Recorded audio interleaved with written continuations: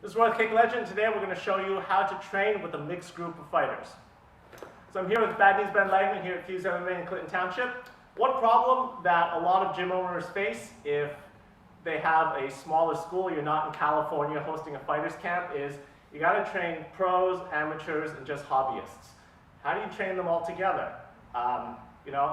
Even if Ben was a pro fighter, he doesn't always want to go 100%. How does he get a good workout in for himself and also contribute to the fighters who are training for a fight or just trying to keep their skills sharp? A very Thai drill that we're going to show you is just the concept of leg sparring. We got no protective gear on, and the idea is we're just going to be using our legs to kick each other to learn how to read the body mechanics.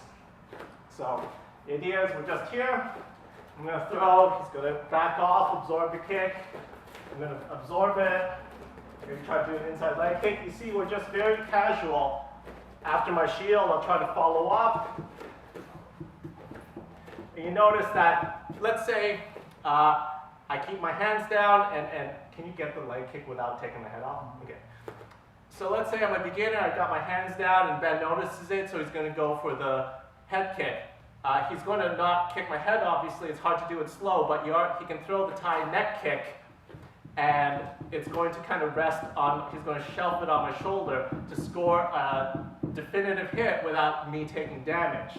So let's say he notices my hands are down, he's just going to put it up, and he can execute that kick without hurting me. Same with me. Let's say I notice he's not defending his leg, I can score a very flush kick, he doesn't take any damage. Let's say I read his kick, and I just come in, and I can stop him with a shoulder stop. That way we don't have to put gloves on and punch, but we're still reading each other, we're learning the timing. He sees me switch, it takes me forever, so he throws some kind of counter. Right? And this is how we work very nicely with each other. I ride the kick, come back in. One thing that a lot of people have a hard time with is, especially when they're very competitive, is they take advantage of this slow speed to use speed to make up for an error. So let's say, for example, I misread Ben's body language and I float to my right into his leg kick. If I really wanted to defend it, yes, I could all of a sudden shield. But I'm practicing something that's never actually going to happen. Because at full speed, I don't have that extra bit of speed to throw in. We're already going 100%. So I'm training myself to do something that's impossible. Rather, if I'm late, I teach myself to absorb the kick. If I'm way too late, I got no other options. I bend my leg a little bit to at least not take full damage.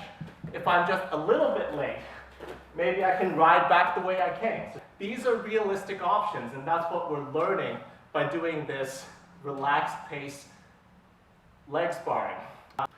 One way of advancing this kind of training is to do our footwork and our movement at a higher speed, but then still execute the attacks at a safe speed. So for example, we could be moving around with a little bit more intention. When Ben throws his kick, I might have a little bit more intention to my motion, but I'm still executing my attack at a safe speed. So that is one way to advance the drill. So we're still not changing the speed, we're still not cheating by going faster than we're allowed to. So if Ben sees something coming and he's just a little bit too late, he's going to work on how to absorb it. He's going to work on how to come back immediately with his own counter and not use the speed to cut me off, because again, that's not realistic.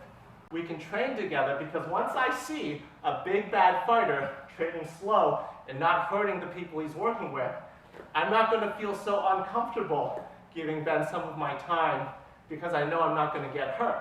And then Ben can work on his more advanced ideas.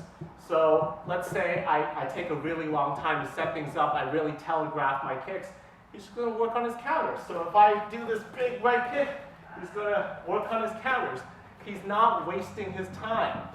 And then also, if I tend to be a beginner and do some imprecise or non-technical striking, Ben's going to train himself to go late. So if he sees the big wind-up, he's going to try to go only after I actually start delivery. Why? Because an experienced fighter, that's a fake. So as a beginner, I might do this, and then he can read it late.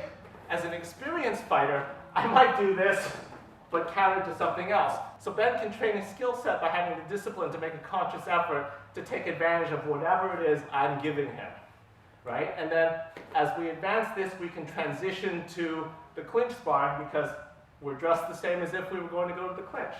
So if we're very relaxed, I throw a kick, he absorbs it, he throws a kick, maybe I shelve it and counter, and I want to come in, and we make the transition. And then we can go at any pace we want. We can say when we clinch up, we get a little more aggressive because we have less chance of hurting each other. And then when we break from the clinch, go back to half speed. Lots of ways to train this, and this is something that Ben, as an owner of a gym that caters to fighters, hobbyists, and amateur fighters, we really want to get across to people who attend places like this, who don't have a fight camp, or who want to train with more advanced people but are maybe intimidated or scared of getting hurt. It's your responsibility, if you want to maximize your own training, to make sure people aren't afraid to work with you. And you do that by having the discipline to take the drill under its own structure. It's just something that's very underspoken, and it's something that's not a given. If you haven't trained with somebody who's broken down techniques and you come from a wrestling school where you're just trying to drill hard techniques all the time, this is the difference between martial arts striking techniques and drilling hard grappling rounds. So we need to be able to train every day without banging ourselves or our opponents up. And one way of doing that is by having these drills done at speeds where I'm still getting my technique better and my timing better, but I'm not smashing my opponent, and I still have the control to not throw a strike to the groin or anything else while we don't have protection. So this is a very Thai concept. Pro Thai fighters train this all the time. Something that maybe Western martial artists could use a little bit more education on. So I hope we did our part. This is Ben with, this is Roy the Ben at Fuse MMA in Clinton Township. Keep your chin down, elevate your striking.